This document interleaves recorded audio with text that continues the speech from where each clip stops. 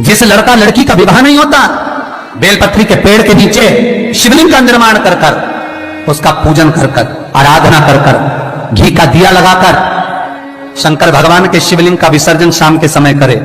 एक घी का दिया मंदिर से विसर्जन के बाद आकर फिर बेलपत्री के पेड़ के नीचे लगाए और बेलपत्री के पेड़ के नीचे लगाकर 7 परिक्रमा बेलपत्री के पेड़ की कर ले।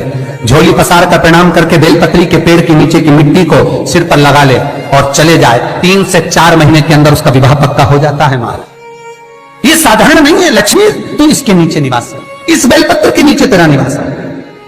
तो यार 1 रुपए कमाओ, 1.25 रुपए खर्च होता हो, पैसा हाथ में नहीं दिखता हो, तो शिव महापुराण में बड़ा सुंदर वर्णन किया गया।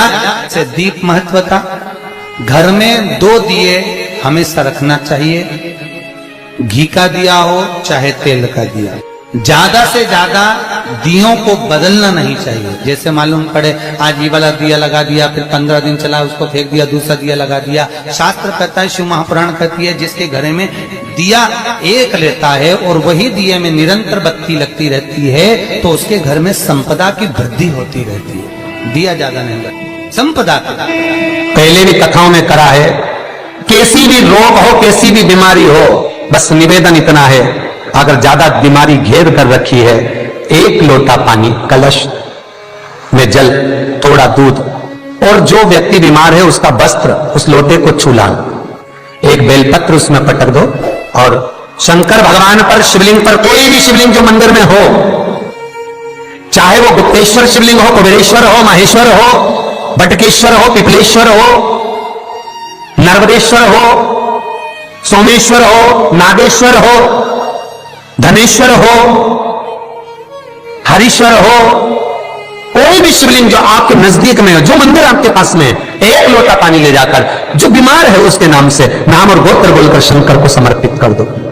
महाराज मुझे पूर्ण विश्वास है मेरे शिव पर आराम लग जाएगा। लगभग आधा घंटा, 1 घंटा, 2 घंटे। बेलपत्री के पेड़ के नीचे सोमवार के दिन किसी ब्राह्मण को यदि या ब्राह्मण के बालक को खीर का भोजन करा दिया जाए, और यदि ये भी नहीं करा सके तो सोमवार की सोमवार शाम के समय अगर बेलपत्र के पेड़ के नीचे घी का दिया लगाकर आए, 5 सोमवार लगाकर आइए, अपने आप लक्ष्मी में बरकत बनना चालू हो जाती है, संपदा बनना चालू हो जाती है। क्यों?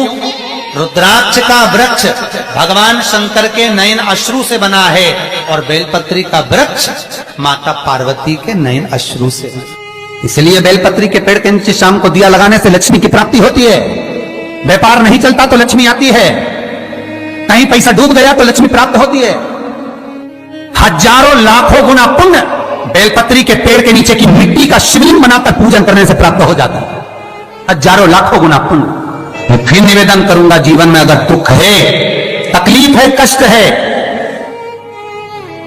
है ज्यादा, तो शमी वृक्ष की 108 पत्तियां, 133 पत्तियां, 111 पत्तियां, शमी वृक्ष की पत्तियों को लो, शंकर भगवान पर समर्पित करो, फिर जल चढ़ाओ, फिर समर्पित करो, फिर जल चढ़ाओ, फिर समर्पित करो, फिर जल चढ़ाओ।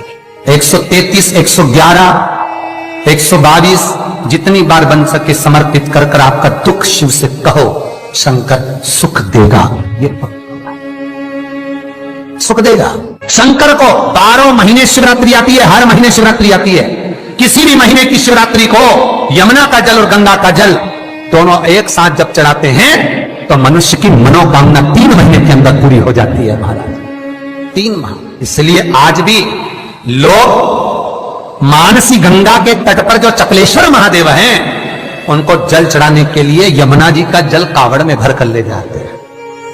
कावड़ में कहां लेकर जाते हैं? चकलेश्वर महादेव पर। यमुना मथुरा से जल गोवर्धन लेकर जाते हैं चकलेश्वर महादेव, चकलेश्वर महादेव यमुना का जल लेकर जाते।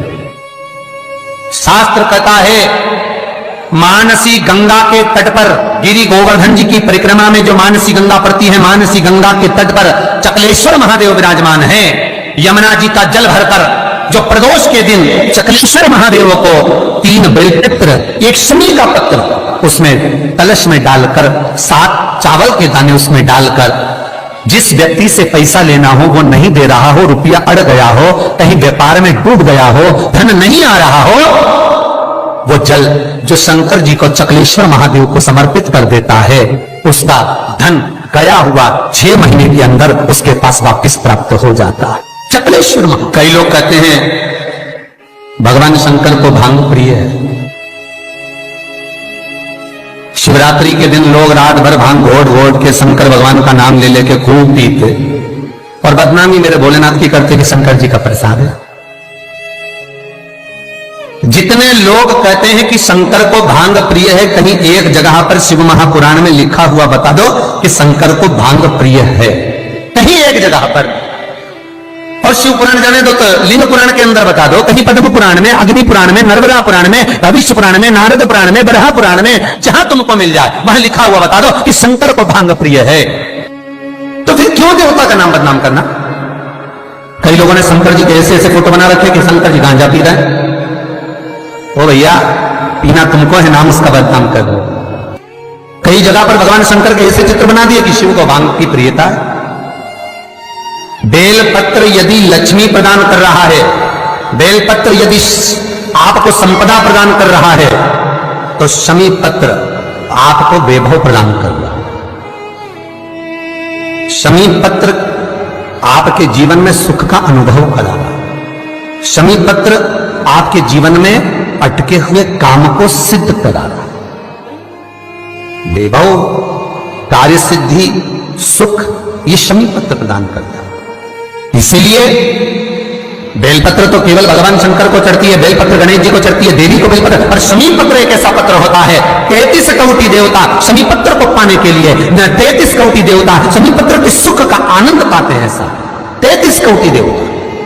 शमी का पौधा कब भगवान शंकर के शरीर से प्रकट हुआ? बेलपत्री का पौधा तो माता पार्वती के नैन अश्रु से प्रकट हुआ, रुद्राक्ष का पौधा भगवान शंकर के नैन अश्रु से प्रकट हुआ, और शमी का जो पौधा है वो उमा और महेश जी की ऐसी जब माता पार्वती का एक अवतार हुआ था, उमा अवतार, सब्सक्राइब करें। जब माता पार्वती उमा अवतार लेकर प्रकटी थी तब भगवान शंकर महेश्वर बनकर प्रकटे थे। और उमा और महेश्वर का जब मिलन हुआ और मिलन होने पर दोनों की दृष्टि एक जगह पर पड़ी, पड़ने पर एक पौधा उत्पन्न हुआ, वो शमी का पौधा है महाराज।